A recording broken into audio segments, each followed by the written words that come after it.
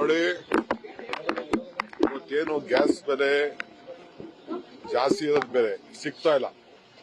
ಎಲ್ಲ ಜನರಿಗೆ ಸಾರ್ವಜನಿಕರಿಗೆಲ್ಲ ತೊಂದರೆ ಆಗ್ತಾ ಇದೆ. ಇದು ಎಂಪಿಗಳು ನಾನು ನಿನ್ನೆನೂ ಹೇಳಿದೀನಿ, ಮೊನ್ನೆನೂ ಹೇಳಿದೀನಿ, ಯಾರು ಮಾತಾಡ್ತಾ ಇಲ್ಲ. ಇವತ್ತು ಅವ್ರಿಗೆಲ್ಲ ಒದಗಿಸ್ಕೊಡ್ಬೇಕು. ಇಲ್ಲ ಗ್ಯಾಸು ಹಳ್ಳಿಗಳಿಂದ ಏನು ನಮ್ಮ ರೈತರಿಗೆ ಅಟ್ಲೀಸ್ಟ್ ಆ ಗ್ಯಾಸ್ಗೆ ಆಲ್ಟರ್ನೇಟಿವ್ ಬೇಕಾದ್ರೆ ಸೌದೆ ಗಿೌದೆ ಮಾಡ್ಕೊಳ್ಳಿ ಅಂತ ಹೇಳಬೇಕು. ಹೋಟ್ಲುಗಳಿಗೂ ಪರ್ಮಿಷನ್ ಕೊಡಬೇಕು ಸೌದೆಗಳಿಗೆ. ಇವರು ಸೌದೆ ಮಾಡಬಾರ್ದು ಅಂತೇಳಿ ಸೌದೆ ಮುಕ್ತ ಅಂತೇಳಿ ಹಿಂದೆ ತೀರ್ಮಾನ ಮಾಡೋದು.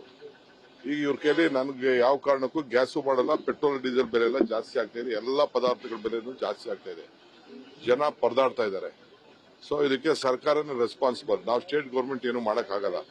ಸೆಂಟ್ರಲ್ ಗೌರ್ಮೆಂಟ್ ಇವತ್ತವರೆಗೂ ಕೂಡ ನಮ್ಮ ನ್ಯಾಷನಲ್ ಪಾಲಿಸಿ ಏನಿದೆ, ಇಂಟರ್ನ್ಯಾಷನಲ್ ಪಾಲಿಸಿ ಏನಿದೆ, ಅದನ್ನೆಲ್ಲ ಕೂಡ ಇವತ್ತು ಕೂಡ ಅವ್ರೇನು ಅದ್ರ ಬಗ್ಗೆ ಮಾತಾಡ್ತಾ ಇಲ್ಲ. ಸೊ ಬೇರೆ ಬೇರೆ ವಿಚಾರಕ್ಕೆ ಎಂಪಿಗಳು ಮಾತಾಡ್ತಾ ಇದ್ದಾರಲ್ಲ, ದಯವಿಟ್ಟು ಮೊದಲು ಪಾರ್ಲಿಮೆಂಟ್ ಅಲ್ಲಿ ಮಾತಾಡಿ ನಮ್ಮ ರಾಜ್ಯಕ್ಕೆ ನ್ಯಾಯ ಒದಗಿಸಿಕೊಡುವಂತ ಕೆಲಸ ಮಾಡಬೇಕು. ಕೇಂದ್ರ ಸರ್ಕಾರದ ಧೋರಣೆ ಏನಿದೆ ಅದನ್ನ ನಾವು ಖಂಡಿಸ್ತೇವೆ. ಫಸ್ಟ್ ನಾಗರಿಕರಿಗೆ, ಜನರಿಗೆ ಊಟಕ್ಕೆ ಎಲ್ಲ ಅನುಕೂಲ ಆಗಬೇಕು. ಮುಂದಕ್ಕೆ ಯಾವ ಸ್ಥಿತಿ ಬರ್ತದೋ, ಈಗಾಗಲೇ ಸುಮಾರು ಗ್ಯಾಸರ್ ಓಡಾಡ್ತಾ ಇದ್ದಂತ ವೆಹಿಕಲ್ಗಳು ಕೂಡ ಈಗಾಗಲೇ ನಿಲ್ಲಿಸಿದ್ದಾರೆ, ಗ್ಯಾಸ್ ವೆಹಿಕಲ್ ಕೂಡ ನಿಲ್ಲಿಸಿದ್ದಾರೆ.